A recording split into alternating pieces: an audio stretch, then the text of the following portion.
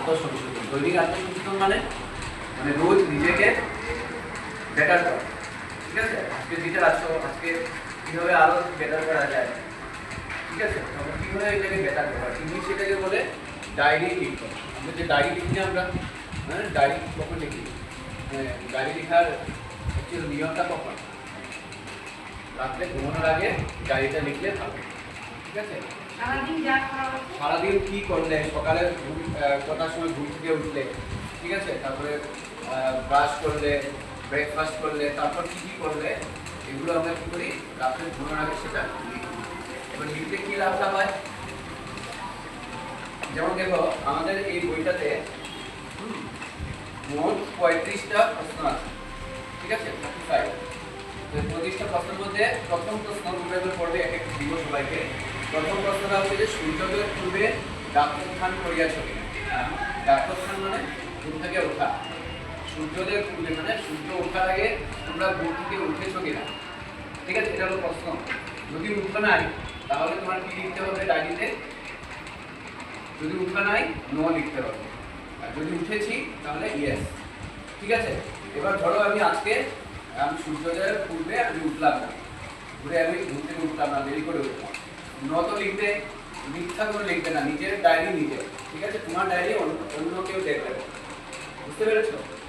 তারপরে সেকেন্ড আছে দেখো উৎকৃষ্টভাবে দন্ত ধাবন করিয়াছো কিনা। দন্ত মানে দাঁত, ভালোভাবে দাঁত মেজেছো কিনা, কারণ এই দাঁত থেকে, দাঁতের মধ্যে যদি বীজাণু থাকে সেটা থেকে অনেক ধরনের রোগের সৃষ্টি হয়, বুঝেছো তো। তো যদি ভালোভাবে ব্রাশ করোনি সেটা ভালোভাবে করতে হবে। ঠিক আছে, তারপরে কিছু কিছু আমরা উপাসনা কতবার করিয়াছো। উপাসনা বলতে যারা যে ঠাকুরের ধরো দীক্ষা নিয়েছো বা দীক্ষা নেওনি যদিও, হ্যাঁ বাবা মা যে ঠাকুরকে মানেন সে ঠাকুরকে তোমরাও মানবে, বুঝতে পেরেছো। তো ওই জিনিসটা করবে উপাসনা, বা ধরো তোমাদের ঠাকুরের নাম নিয়েছো কিনা ওটাই বোঝায়, বুঝতে পেরেছো। তো এইভাবে ব্যায়াম নিয়মিতভাবে করিয়াছো কিনা, ব্যায়াম করেছো কিনা নিয়মিত, নিয়মিত মানে রেগুলার করেছো কিনা। ঠিক আছে, বুঝতে পেরেছো সবাই।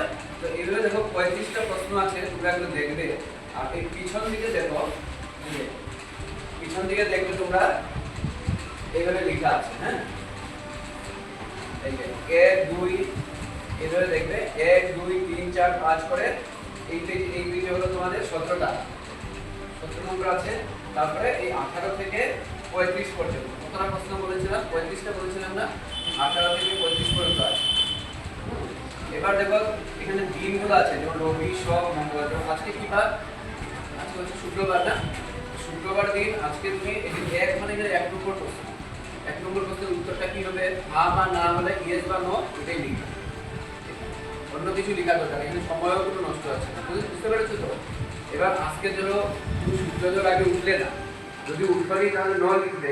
এবার আগামী দিনে তুমি চেষ্টা করবে যাতে এটাকে ইয়েস লেখা যায়, বুঝতে পেরেছো।